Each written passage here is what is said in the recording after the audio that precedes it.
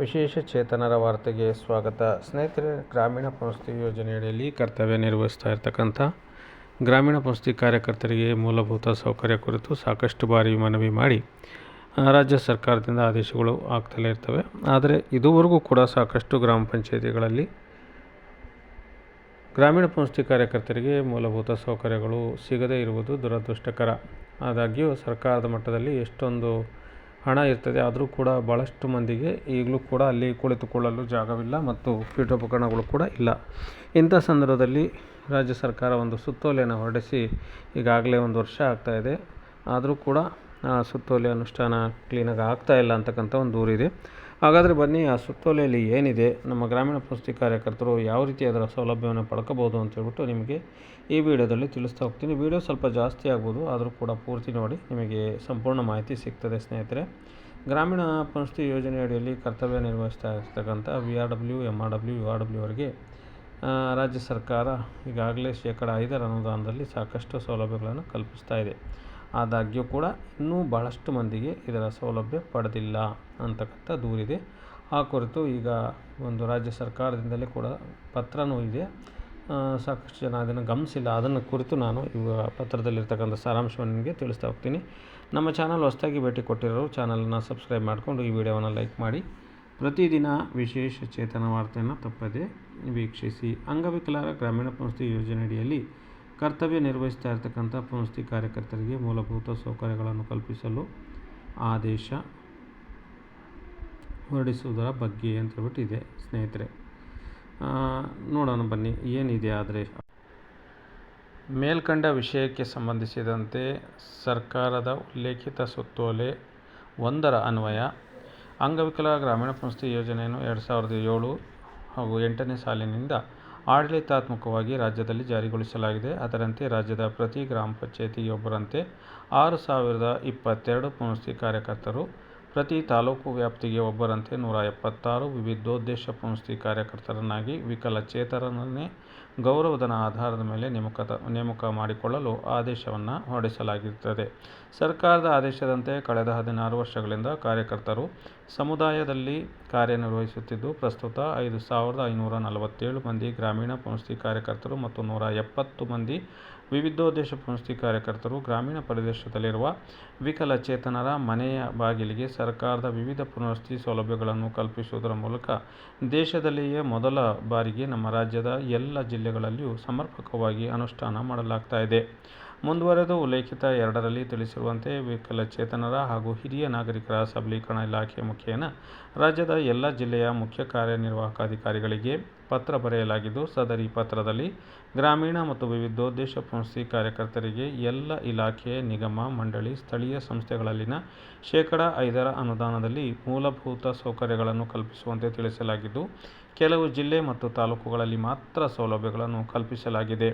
ಉಲ್ಲೇಖಿತ ಪತ್ರ 3ರಲ್ಲಿ ಅಂಗವಿಕಲರ ಗ್ರಾಮೀಣ ಪುನರ್ವಸತಿ ಯೋಜನೆಯಡಿಯಲ್ಲಿ ಕಾರ್ಯನಿರ್ವಹಿಸುತ್ತಿರುವ ಗ್ರಾಮೀಣ ಮತ್ತು ವಿವಿಧೋದ್ದೇಶ ಪುನರ್ವಸತಿ ಕಾರ್ಯಕರ್ತರಿಗೆ ಕಡ್ಡಾಯವಾಗಿ ಈ ಹಾಜರಾತಿ ವ್ಯವಸ್ಥೆಯನ್ನು ಪಂಚತಂತ್ರ 2 ತಂತ್ರಾಂಶದಲ್ಲಿ ಅಳವಡಿಸಲಾಗಿರುತ್ತದೆ. ರಾಜ್ಯದಲ್ಲಿ ಪ್ರಸಕ್ತ 96% ಪುನರ್ವಸತಿ ಕಾರ್ಯಕರ್ತರು ಪ್ರತಿನಿತ್ಯ ಈ ಹಾಜರಾತಿಗಾಗಿ ಪಂಚಾಯಿತಿಗಳಿಗೆ ಹಾಗೂ ತಾಲೂಕು ಪಂಚಾಯಿತಿಗಳಿಗೆ ಭೇಟಿ ಮಾಡಿ ಸಂಜೆ 5 ಗಂಟೆಯ ತನಕ ಕಚೇರಿಯಲ್ಲಿ ಕುಳಿತು ಕರ್ತವ್ಯ ನಿರ್ವಹಿಸಿ ನಂತರ ಲಾಗೌಟ್ ಮಾಡುವ ವ್ಯವಸ್ಥೆ ಇರುವುದರಿಂದ ರಾಜ್ಯದಲ್ಲಿ ಹಲವು ಗ್ರಾಮ ಪಂಚಾಯಿತಿ ಮತ್ತು ತಾಲೂಕು ಪಂಚಾಯಿತಿಗಳಲ್ಲಿ ಮೂಲಭೂತ ಸೌಕರ್ಯಗಳನ್ನು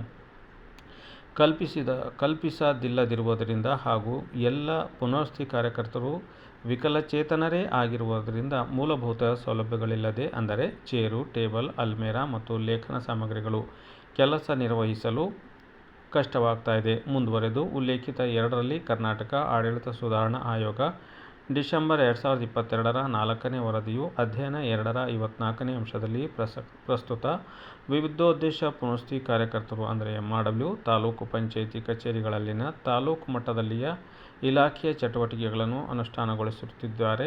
ಗ್ರಾಮ ಪಂಚಾಯಿತಿ ಮಟ್ಟದಲ್ಲಿ ಗ್ರಾಮೀಣ ಪುನರ್ವಸತಿ ಕಾರ್ಯಕರ್ತರು ಅಂದರೆ VRW ಇದ್ದಾರೆ.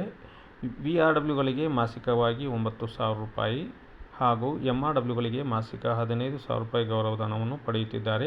VRWಗಳು ವಾರ್ಷಿಕವಾಗಿ ರೂ. 5,000 ಮತ್ತು MRWಗಳು ವಾರ್ಷಿಕವಾಗಿ 10,000 ರೂಪಾಯಿಗಳನ್ನು ದಾಖಲೆಗಳು, ನಿರ್ವಹಣೆ, ಸ್ಟೇಷನರಿ, ಡೇಟಾ ಶುಲ್ಕಗಳು, ಗ್ರಾಮ ಪಂಚಾಯಿತಿಗಳಿಗೆ ಭೇಟಿ ನೀಡಲು ಹಾಗೂ ಪ್ರಯಾಣ ವೆಚ್ಚಕ್ಕಾಗಿ ಪಡೆಯುತ್ತಿದ್ದಾರೆ. ಈ ಭತ್ಯೆಯನ್ನು ವಿಆರ್ಡಬ್ಲ್ಯೂಗಳಿಗೆ ವಾರ್ಷಿಕವಾಗಿ ರೂ. 12,000 ಮತ್ತು ಎಂಆರ್ಡಬ್ಲ್ಯೂಗಳಿಗೆ ವಾರ್ಷಿಕವಾಗಿ ರೂ. 25,000ಗೆ ಹೆಚ್ಚಿಸಬಹುದು.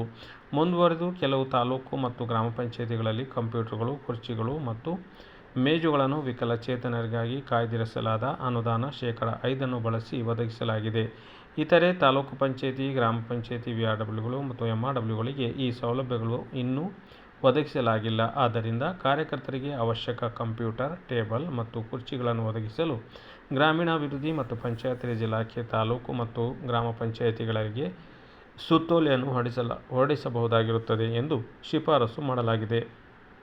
ಆದ್ದರಿಂದ ಮೇಲಿನ ಕರ್ನಾಟಕ ಆಡಳಿತ ಸುಧಾರಣಾ ಆಯೋಗದ ಶಿಫಾರಸಿನಂತೆ ಪುನವಸತಿ ಕಾರ್ಯಕರ್ತರಿಗೆ ಮೂಲಭೂತ ಸೌಕರ್ಯಗಳನ್ನು ಪಡೆಯಲು ಆದೇಶ ಹೊರಡಿಸುವಂತೆ ತಿಳಿಸಲಾಗಿರುತ್ತದೆ.